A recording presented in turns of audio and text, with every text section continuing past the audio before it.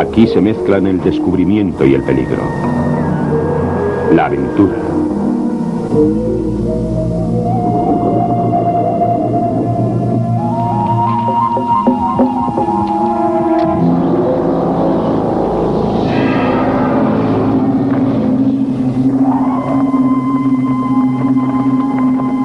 En Nuevo México, los miembros de una expedición de la National Geographic exploran la más exótica y recientemente conocida de las grandes cuevas del mundo. Siguen uno de los preceptos más antiguos del ser humano, ver y comprender lo incógnito.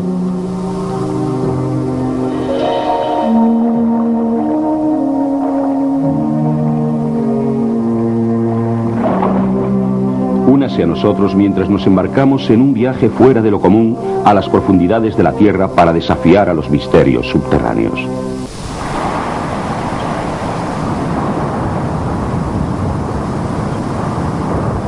En las montañas de Guadalupe, al sur de Nuevo México, un impresionante gigante ha permanecido oculto durante 1 millón de años.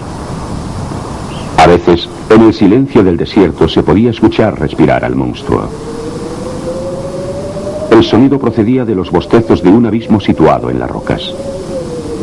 En 1986, un trío de exploradores aficionados se abrieron camino a través de una capa de escombros y descubrieron una nueva cueva a tan solo unos pocos kilómetros de la famosa caverna Carlsbad.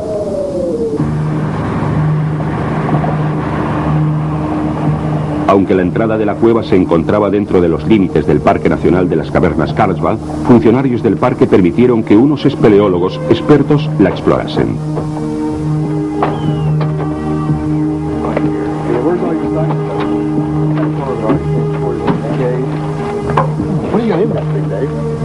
Uno de ellos era Rick Bridges, un buscador de petróleo y gas.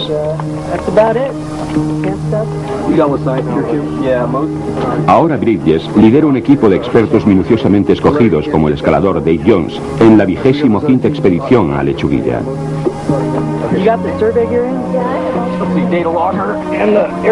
El geólogo investigador King Cunningham estará al cargo de los estudios científicos de la expedición. La ingeniera especializada en pruebas nucleares Anne Strait es una experta en la topografía y cartografía de cuevas. Y un operador de cámara especialista, el inglés Sid Perú, será el primero en filmar un documento sobre Lechuguilla.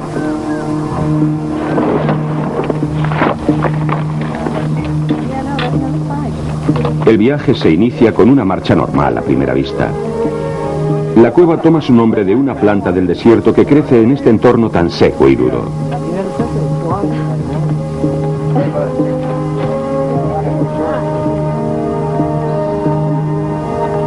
...40 personas prestarán su ayuda a la empresa, incluidos 2 equipos de apoyo que suministrarán las provisiones y las baterías necesarias para los focos.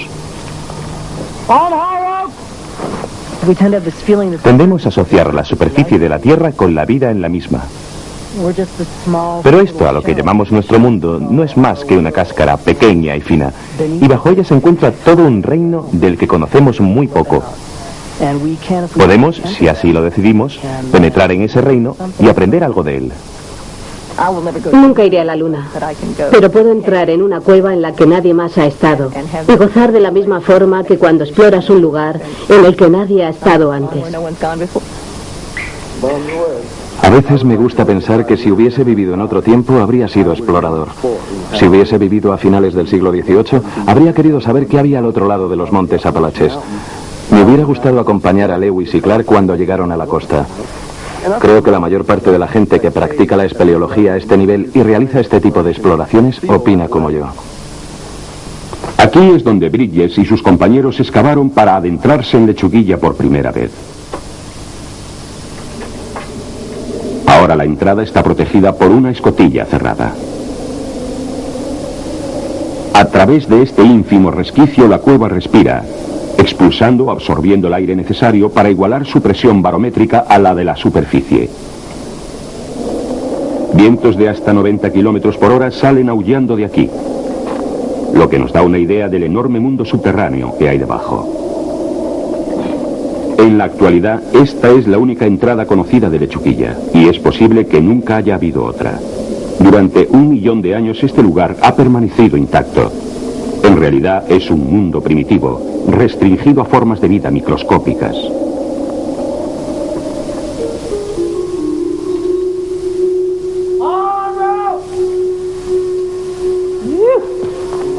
down. See you guys on the bottom. Dave Jones empieza a descender por una fosa de unos 50 metros llamada la Caída del Cascote. Fue aquí donde los primeros exploradores reconocieron la grandeza del lugar que habían descubierto. A medida que desciendes, se hace más y más empinada y enseguida te encuentras colgando en el vacío, pero tus pies siguen en contacto con la roca. De repente vas rapelando hasta esta pequeña repisa y la roca desaparece. No hay nada en ninguna dirección.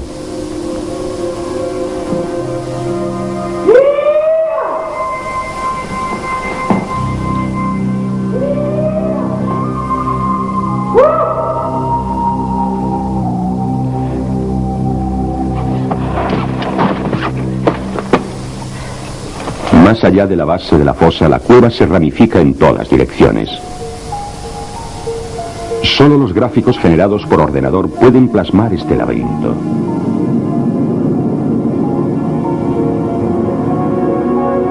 Después de la exploración de mayo de 1986, se supo que la cueva tenía 210 metros de profundidad y más de 800 metros de largo. Actualmente el sistema totaliza 90 kilómetros y su caída es superior a 480 metros. Retorcidos, capilares y venas perforan la tierra en todas direcciones. Este es un laberinto gigante en 3 dimensiones que desafía los conceptos convencionales de dirección y escala.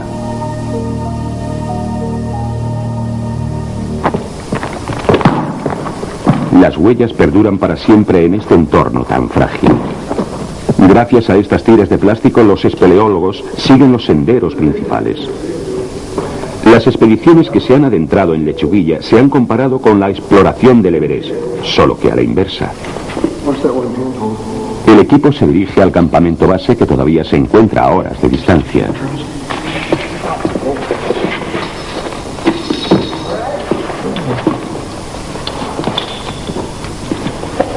El sendero continúa penetrando en la oscuridad.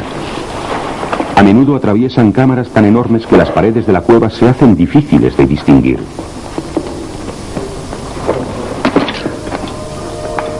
Cristales de yeso brillan a lo largo de la ruta. En estos momentos, los espeleólogos se topan por primera vez con las fantásticas decoraciones de Lechuguilla.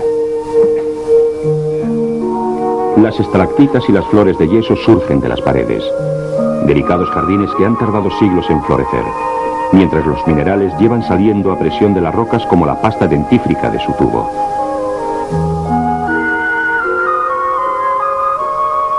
La belleza abunda. Estas joyas subterráneas son agujas de selenita exquisitamente frágiles.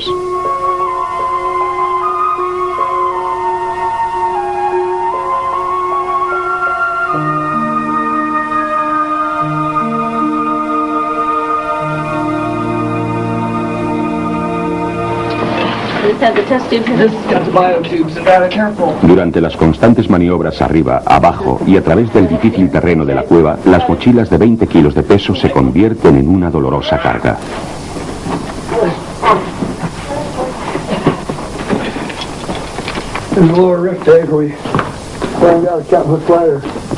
Como ocurre siempre en Lechuguilla, el peligro no está lejos. Okay, on 3, 1, 2, 3. En 1991, la experta espeleóloga Emily Mobley se resbaló y rompió una pierna mientras trabajaba con una expedición topográfica en el sector oeste de la cueva. A casi 2,5 kilómetros de la entrada y a unos 270 metros por debajo de la superficie, este accidente desencadenaría el mayor y más publicitado rescate espeleológico de la historia de los Estados Unidos.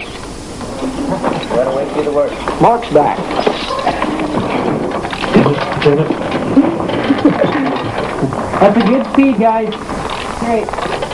100 expertos espeleólogos movilizados para la ocasión trabajaron durante 4 arduos días para llevarla al lugar seguro.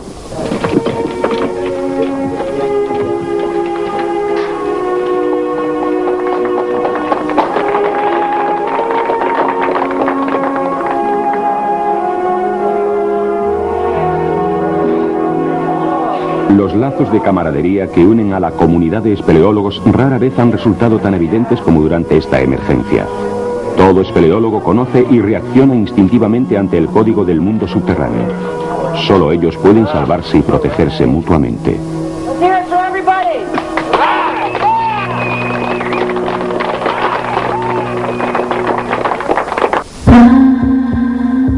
Después de casi 4 horas, la expedición llega al lago Le Barge, la primera masa de agua de gran tamaño descubierta en esta zona de Lechuguilla.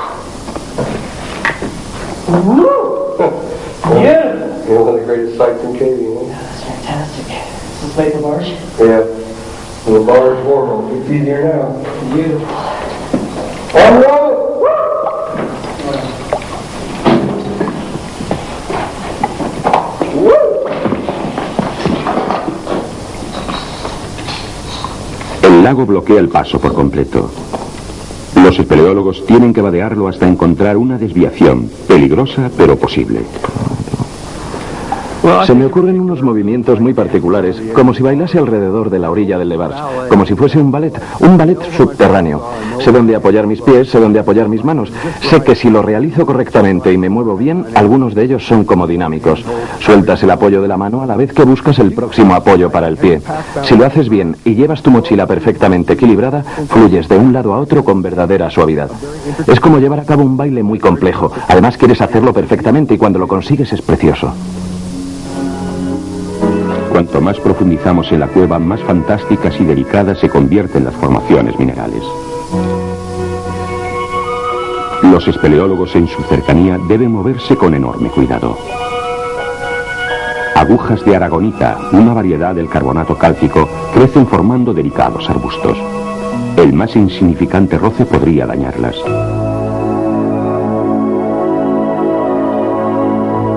Aquí se da un contraste inmenso. La hoy en día famosa sala de baile de la araña de luz es uno de esos lugares de mayor belleza clásica dentro del mundo de la espeleología. Penachos de yeso brotan del techo, algunos de hasta 6 metros de largo. Son los más deslumbrantes ejemplares de su clase hallados jamás.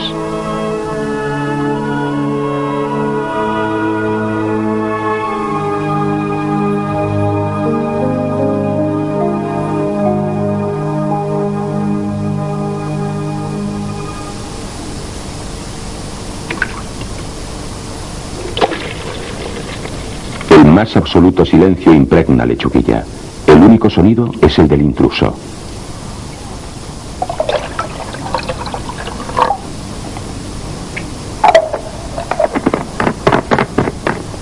Con una temperatura constante de 20 grados centígrados y un elevado índice de humedad, la deshidratación siempre constituye una amenaza.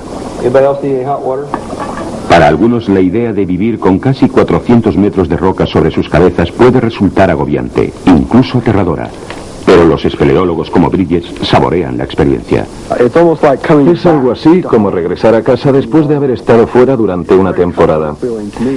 Para mí es una sensación muy agradable, especialmente en esta cueva en concreto. Es una sensación de aislamiento. El mundo se convierte en algo muy simple. Aquí no existe ni el día ni la noche. Si ignoran el transcurrir del tiempo, tienden a permanecer despiertos y a dormir durante periodos cada vez más largos.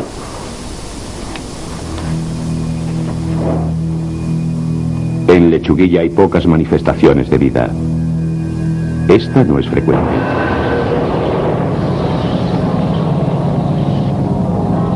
Muchas cuevas albergan un oculto reino de criaturas dominado por los murciélagos.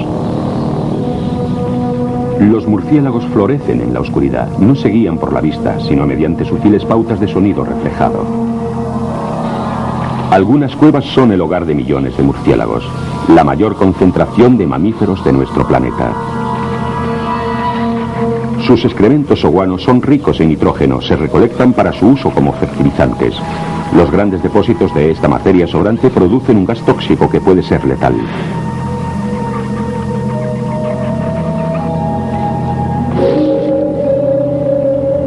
Las montañas de guano de murciélago sustentan la compleja cadena alimenticia subterránea. A veces un murciélago herido o una cría cae en el guano y él mismo se convierte en alimento. En pocos minutos el murciélago se ve reducido a esqueleto.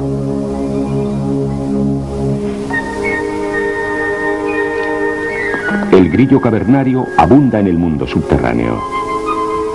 Los grillos pasan la mayor parte del tiempo recogiendo comida en el exterior de sus cuevas, pero en su interior realizan un papel de vital importancia como carroñeros. Mudo testimonio de su entorno, los peces han evolucionado aquí sin ojos. La salamandra ha prescindido también de sus ojos y no tiene necesidad de pigmentar su piel en un mundo carente de luz solar.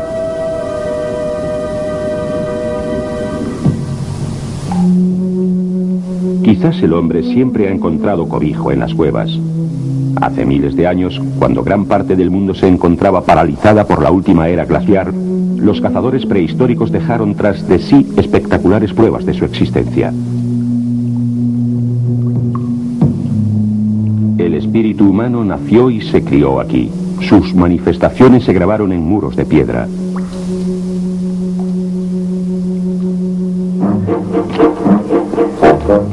A comienzos del siglo XX, la mayoría de la gente vivía en otro lugar, pero la ciencia y la curiosidad impulsaron a algunos a explorar más profundamente el mundo subterráneo. Las antorchas de magnesio alumbraron el camino llenando de luz los espacios oscuros. Los geólogos se introdujeron con dificultad en cámaras subterráneas buscando llegar a comprender su origen y estructura.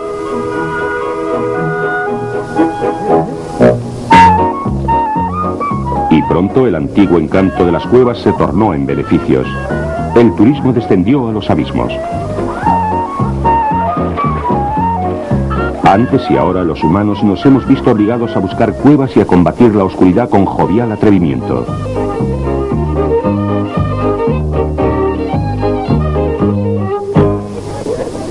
En los Estados Unidos, la caverna Carlsbad fue declarada Parque Nacional en 1930. Pero las bellezas naturales no fueron suficientes. Carlsbad y otras cuevas promocionaron todo tipo de atracciones, algunas un tanto inverosímiles.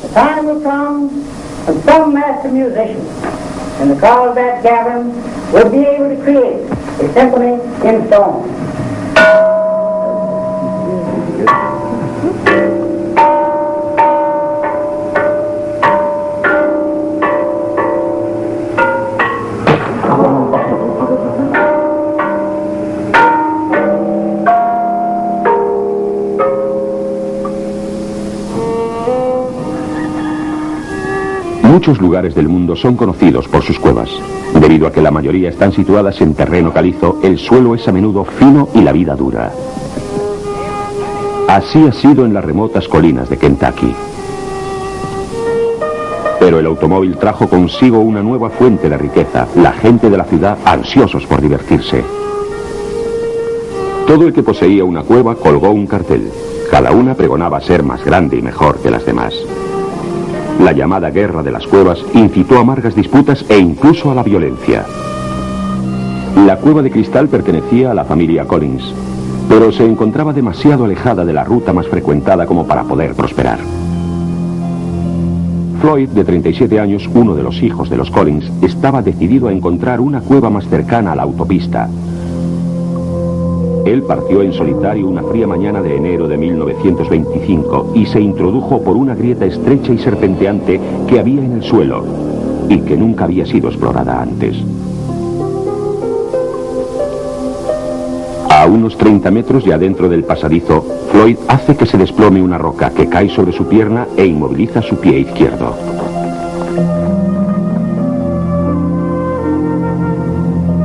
El mundo entero pronto conocerá todos los detalles de este fatal accidente.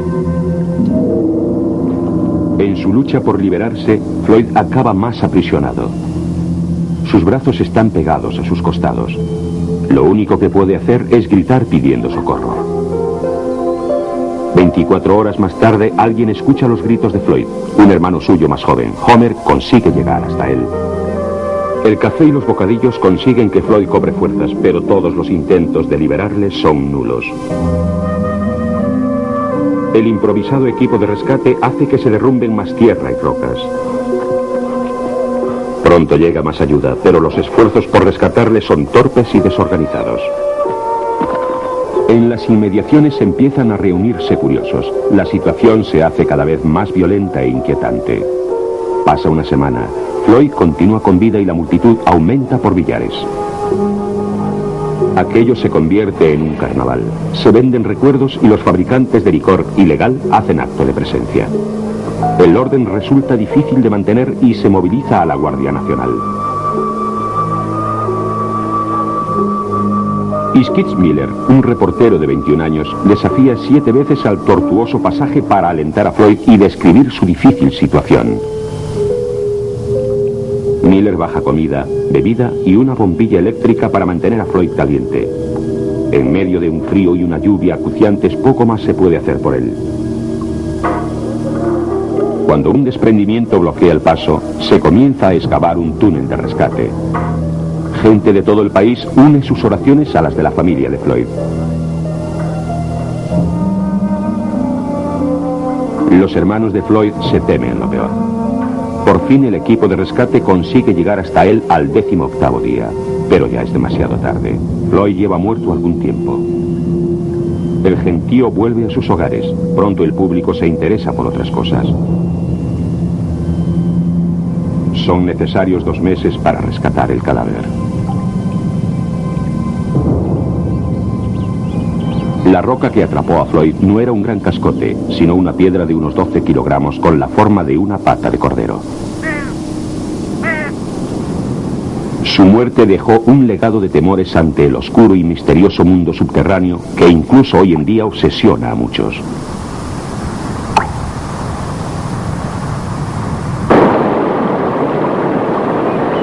En la actualidad existen unos 16.000 aficionados a la espeleología en los Estados Unidos.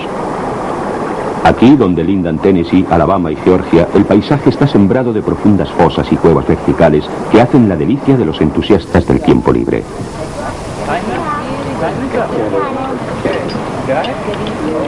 Lea Brown, de 9 años, ostenta el récord mundial de velocidad en escalada con cuerda.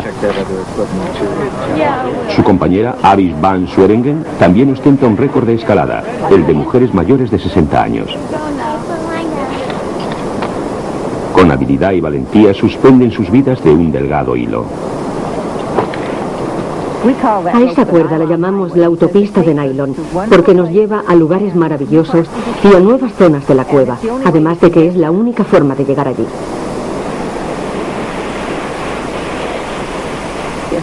Sí, soy la primera en bajar y lo he sido, la primerísima en realizar una bajada.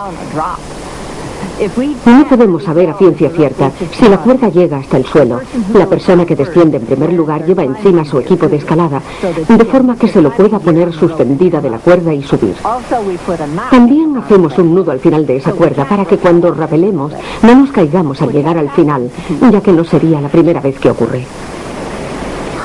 Me gustan las fosas profundas, ya que cuanto más profundas son, más rápidas bajas y durante más tiempo. Esa es la razón por la que me gustan las fosas profundas. En las cortas no llegas a bajar deprisa mucho tiempo. La primera vez que bajé a una fosa, esta solo tenía unos 27 metros de profundidad y no me asusté. No me asusto con facilidad. Me gusta ir deprisa. Cuando bajo rápidamente, el suelo parece muy pequeño y después empieza a hacerse más y más grande. Me gusta verlo.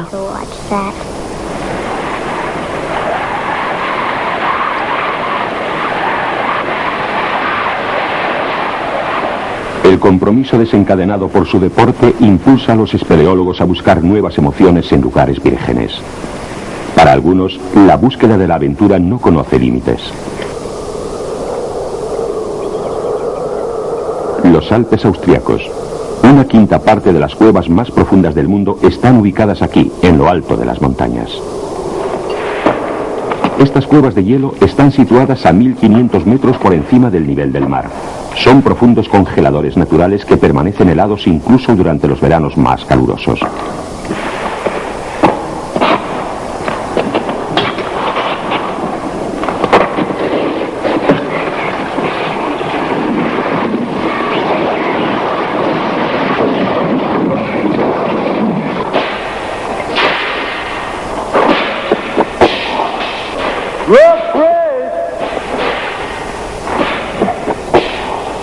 Aquí el tiempo geológico se ha condensado. podemos ser testigos del desarrollo de formaciones de hielo en periodos cortos de meses o años, que en sus homólogas de piedra tardarían siglos en formarse.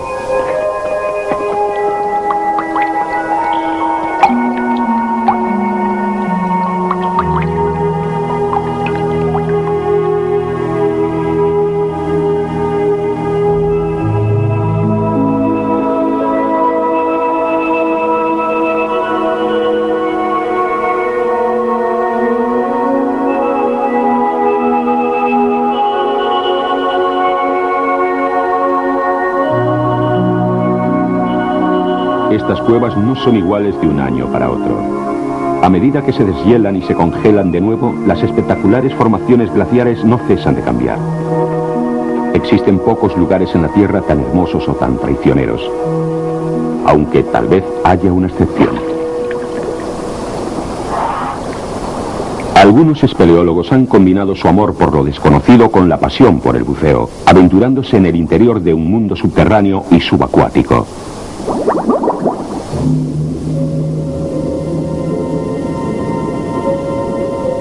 Estas cuevas se formaron originalmente por encima del nivel del mar, pero acabaron sumergiéndose hace aproximadamente 10.000 años con el repliegue de la última era glaciar. Ahora se encuentran a unos 20 metros de la superficie.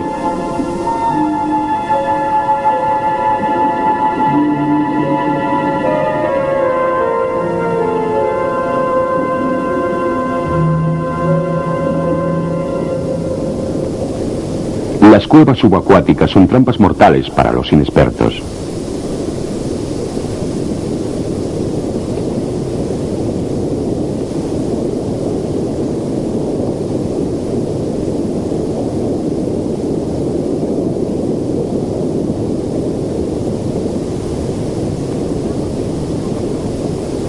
Pero de cuando en cuando tentar al destino puede depararnos asombrosas recompensas.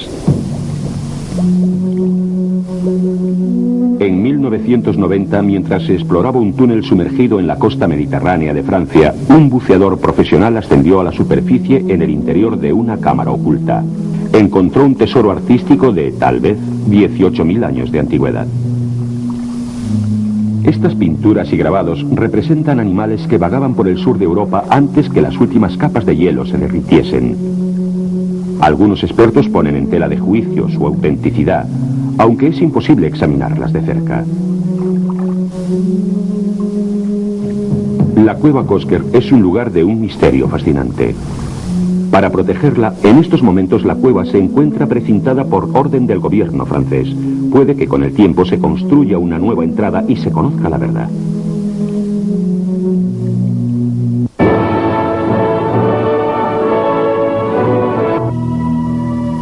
Un gran número de sumideros y hoyos agujerean la zona centro-sur de Kentucky, donde bajo la superficie la piedra caliza está plagada de cuevas. Las hay por todos sitios, forman parte integrante del paisaje. Es la tierra de Floyd Collins, y la lucha por atraer los dólares del turismo continúa con todo su furor. La atracción estelar es Mammoth, la cueva más larga del mundo. Declarada Parque Nacional en 1941, hoy en día la cueva atrae a más de 500.000 de visitantes al año.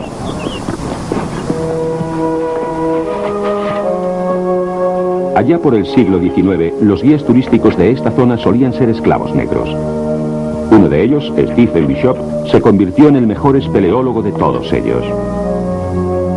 En solitario, con poco más que una lámpara, una cuerda y un cuaderno de notas, Bishop explora las profundidades de la cueva Mammoth. Para sorpresa de todos, traza un mapa muy exacto de este intrincado laberinto subterráneo. En las profundidades de la cueva, Bishop se topa con un hueco abierto que ahora se conoce como la fosa sin fondo.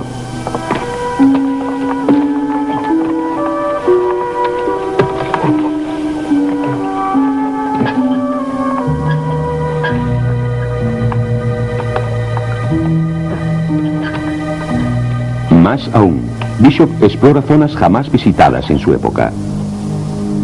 Pero en estas remotas extensiones se encuentra pruebas de que alguien le ha precedido.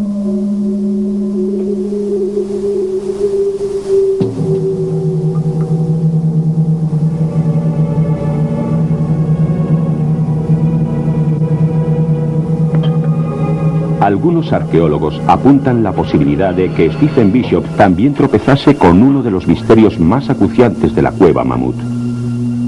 Atrapado bajo un cascote, se encuentran los arcaicos restos de un ser humano. Tendría que pasar otro siglo para que el cuerpo momificado fuese redescubierto y entonces, cuando los medios tecnológicos lo permitían, fue rescatado de debajo de un cascote de 6 toneladas de peso. El misterioso cadáver permanecería expuesto al público durante años, causando una gran sensación en su época, por lo que fue bautizado con el sobrenombre de John el Perdido. Hace 2 o 3 mil años, este hombre se encontraba cavando al pie de una pesada roca cuando ésta se desprendió y le aplastó. ¿Qué hacía y cómo llegó aquí? Nadie creía que nuestros antepasados se aventurasen a tal distancia en las profundidades prohibidas de la cueva Mamut.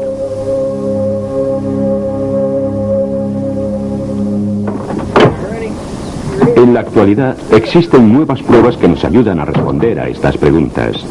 El arqueólogo Ken Tankersley lleva años investigando los rastros de nuestros antepasados en la cueva Mamut.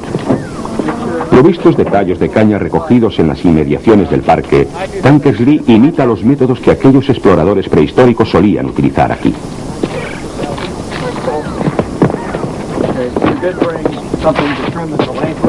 Se sabe desde hace tiempo que los seres humanos vivían cerca de las entradas de las cuevas, pero John el Perdido hacía pensar que los hombres prehistóricos se habían adentrado mucho en la cueva Mamut, tal vez en viajes de 2 días.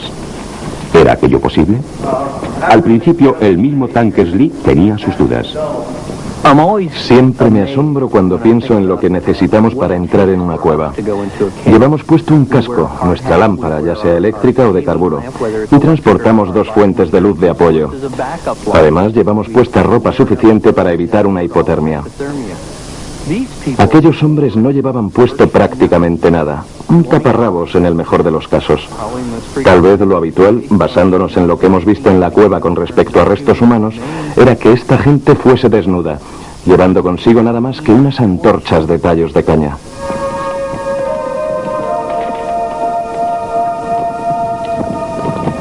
Las antorchas de caña eran la única fuente lumínica disponible para aquellos humanos de antaño. La iluminación que producen es sorprendentemente buena y conjuran a los espíritus que acechan en las sombras.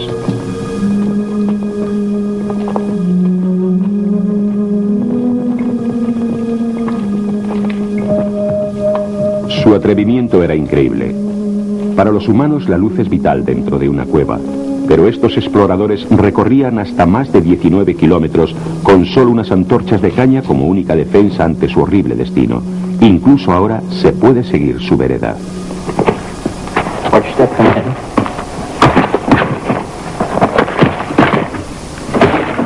Un rastro de fragmentos de antorcha quemada conduce a Tankersley y a sus compañeros a una cavidad de la roca.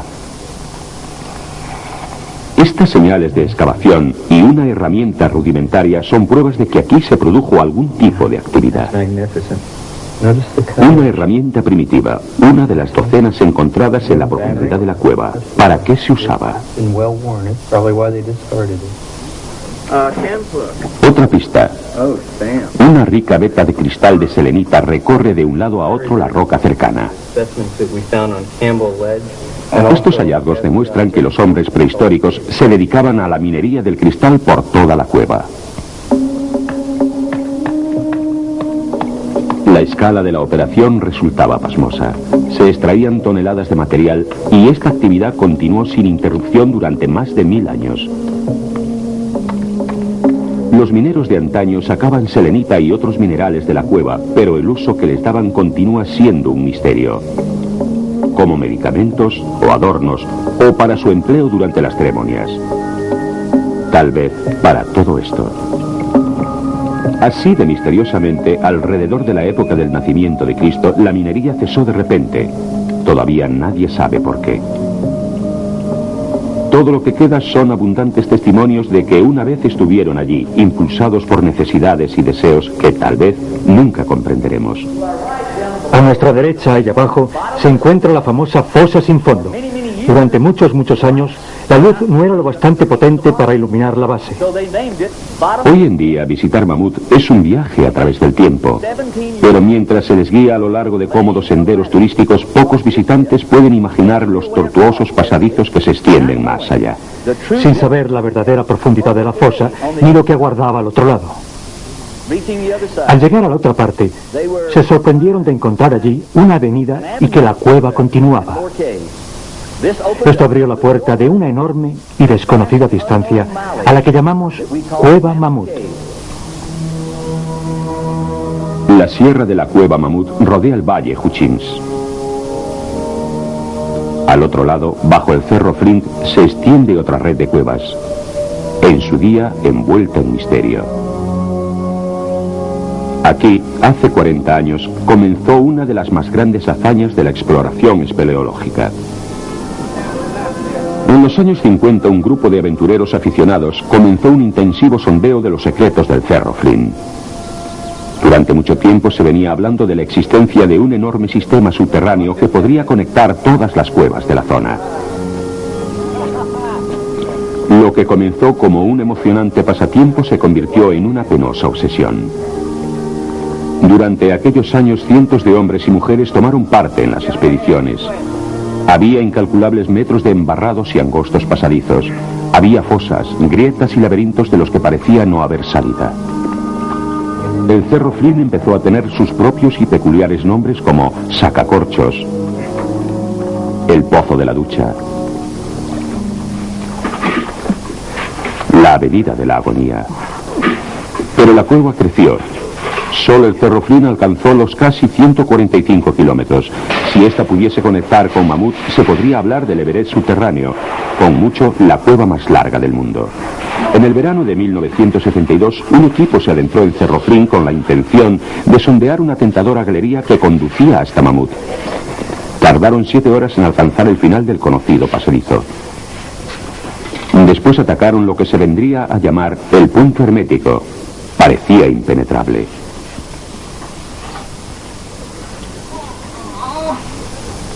Pero una integrante del equipo tenía una habilidad especial para los lugares estrechos. Pat Crowder, programadora informática y madre de 2 hijos. Bueno, no se nos ocurrió a ninguno intentar atravesar por aquel lugar. Incluso pensar que tu cuerpo pudiese caber allí era una locura. El punto hermético era una íntima grieta vertical que partía del fondo de una pequeña hendidura situada en el suelo. Si por casualidad mirabas hacia abajo por el agujero y veías la grieta, lo más seguro es que dijeses, no es posible que nadie quepa ahí dentro. No se sabe cómo, pero Crowder logró cruzarla revolviéndose dentro de ella. 6 semanas más tarde, kilómetros más allá de donde nadie había estado antes, se produjo un descubrimiento estremecedor pero de gran trascendencia. En una de las embarradas orillas aparecían las iniciales PH, grabadas allí por Pete Hanson, un guía turístico fallecido hacía mucho tiempo. Él solo pudo haber llegado hasta allí, desde la Cueva Mammoth. El carpintero Richard Thorpe formaba parte del grupo y recuerda el impacto del hallazgo. Tuvimos la sensación de que habíamos encontrado el pasadizo que iba a llevarnos al interior de la Cueva Mammoth, pero todavía no lo habíamos conseguido. Habíamos inspeccionado casi 1,5 kilómetros, pero no sabíamos exactamente dónde iba a parar. Seguimos trabajando sin dejar de examinar el terreno. 10 días después, el grupo volvió a intentarlo, llegando a lo que ahora llamaban el río perdido de Hanson, en 9 horas. La emoción y el agotamiento se apoderaron de los pensamientos del líder John Wilcox. Nos temíamos que lo peor que nos podía ocurrir era que el pasadizo descendiese hasta tal punto que el agua llegase hasta el techo, y tenía todas las trazas de que eso es lo que iba a ocurrir. El agua se hacía cada vez más profunda y el techo más bajo. Teníamos que ir agachados, rozándonos la espalda contra el techo, intentando evitar mojarnos el pecho. Aquello estaba cada vez más húmedo. Así que le dije al grupo que esperaran allí, que iba a adelantarme un poco para mirar, ya que yo sabía que aún empapándome podía salir de la cueva, pero no estaba seguro de que todos los demás pudiesen conseguirlo. Me alejé todo lo que pude, tratando con mucho cuidado de no mojarme el pecho, de que no se apagase la luz y todo eso. Mi noción del tiempo no es muy buena, pero John solo se adelantó unos pocos metros, como unos 30 segundos. Luego hubo una pausa. Nos dijimos, ¿qué ocurre, John? Y John nos respondió, ¿sabéis? El pasadizo se está abriendo. Le preguntamos, ¿continuamos? Desde aquel punto bajo, el pasadizo confluye con la enorme galería del río Eco. Por fin mis ojos se adaptaron lo suficiente y empecé a ver con claridad una pared al otro lado de la galería, tal vez a unos 30 metros de distancia. Había una línea horizontal brillante a lo largo de la pared, algo que no se suele ver en una cueva. No es normal ver líneas rectas. Además, esta tenía debajo otras líneas verticales. Entonces me di cuenta de que era un pasamanos. Habíamos salido a una ruta turística.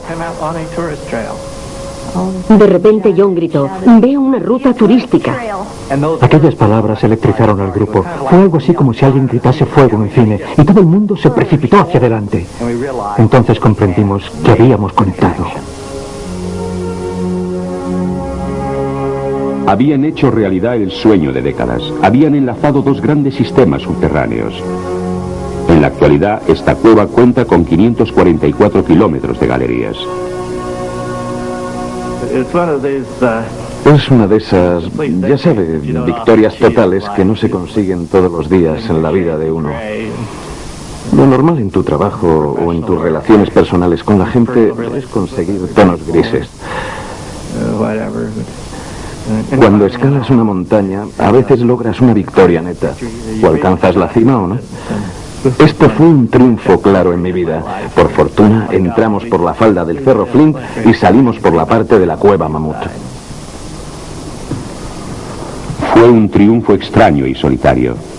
Después de una encarnizada lucha en el oscuro río subterráneo, ellos aparecieron en la cueva Mamut a la 1 de la madrugada. Ni tan siquiera había allí un vigilante para saludarles en el momento en que entraban con dificultad en uno de los lugares turísticos más famosos del mundo subterráneo. El cenador de la bola de nieve. Terminarían su histórica excursión con una tranquilidad sublime, ascendiendo a la superficie en un ascensor.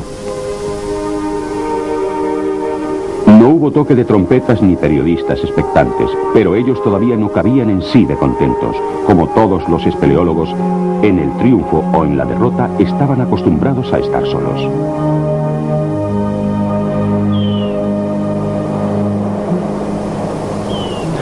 Bajo el desierto de Nuevo México, la expedición de la National Geographic a Lechuguilla comienza su segunda semana bajo tierra.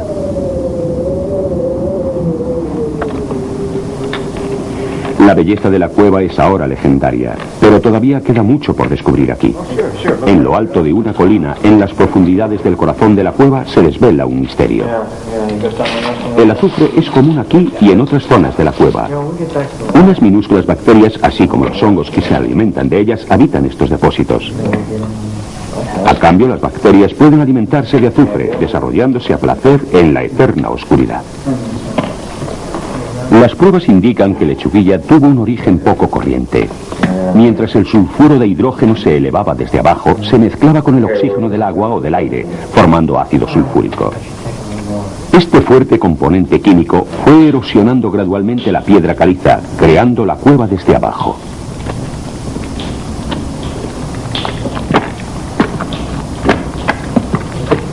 La vulnerabilidad de Lechuguilla al impacto humano puede que excluya la posibilidad de que se convierta en una cueva abierta al público. La mayoría de los espeleólogos comparten un profundo respeto por la cueva y lo llevan a la práctica con todo rigor. Utilizan un calzado especial a la hora de atravesar delicadas formaciones de piedra líquida que las botas podrían echar a perder.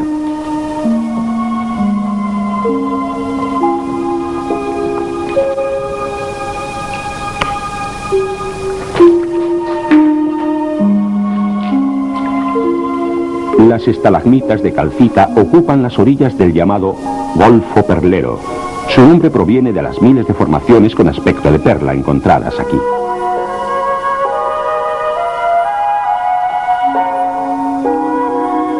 Con apariencia de huevos fritos, este tipo de perla cavernaria se desarrolla a partir de la calcita que contiene el agua.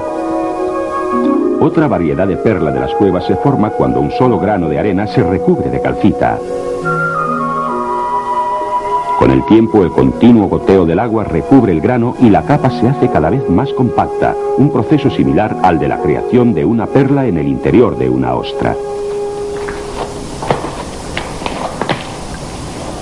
El lago Castrovalva protege un remoto rincón de la cueva. La única forma de cruzarlo es a nado. Pero el credo conservacionista exige que ninguna ropa sucia perturbe su pureza.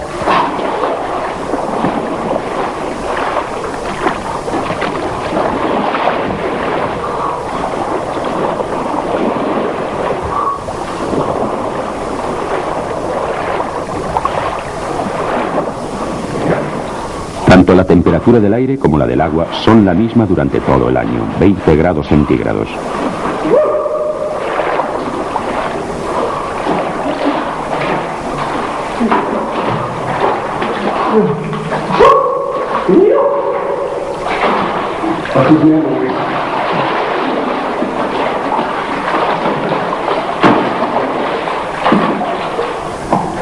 Complejas formaciones pétreas bordean la orilla del lago. Las aguas ricas en calcita van sedimentándolas lentamente. Durante eones, estas exóticas playas han estado inmóviles y silenciosas, en calma, hasta ahora.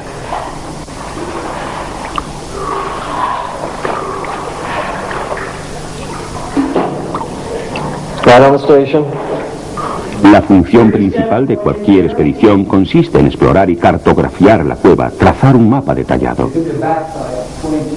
Llevar un archivo preciso es virtualmente una religión para los espeleólogos modernos. Esto es lo que marca la diferencia entre ellos y los antiguos exploradores subterráneos. El hallazgo de algo nuevo es la primera gran emoción de la espeleología. La segunda llega después, encontrar la salida. Cada noche se introducen los últimos datos cartográficos en el ordenador para realizar un mapa actualizado.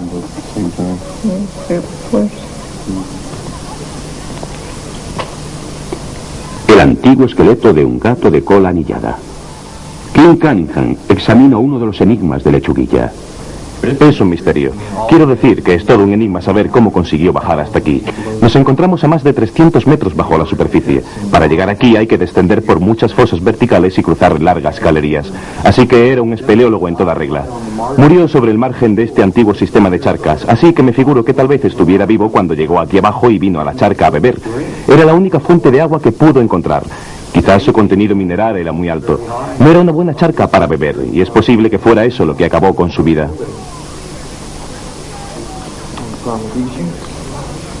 Se mide la cantidad de dióxido de carbono existente en el aire de la cueva.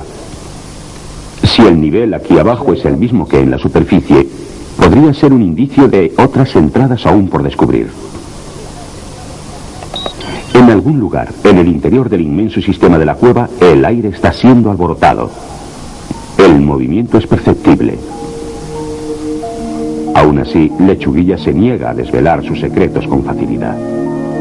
Permanece ajena y singularmente hermosa. Un paisaje de otro mundo.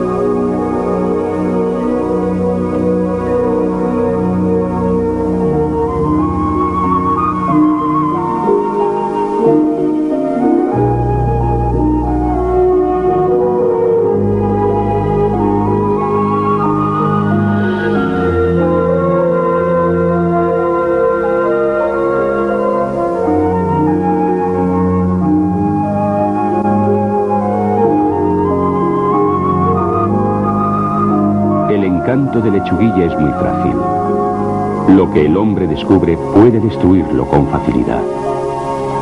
Es posible que la mayoría de nosotros nunca veamos estas cautivadoras cavernas ni las demás que siguen siendo vírgenes, pero tal vez sea suficiente saber que existen.